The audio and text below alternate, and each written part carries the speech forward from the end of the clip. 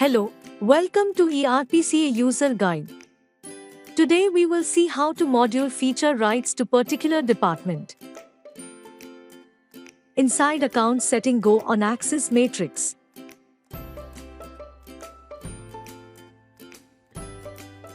Click on Edit.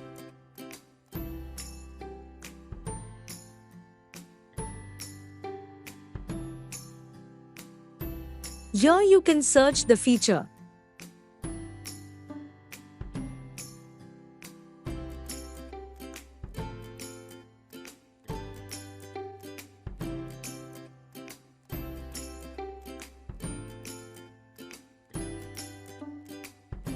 You can change the access.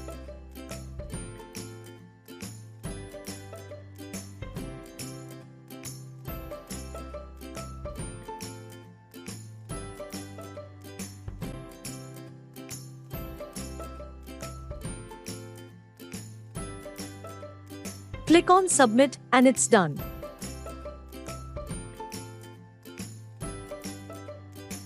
Thank you for watching the video. Stay connected with us for more helpful videos.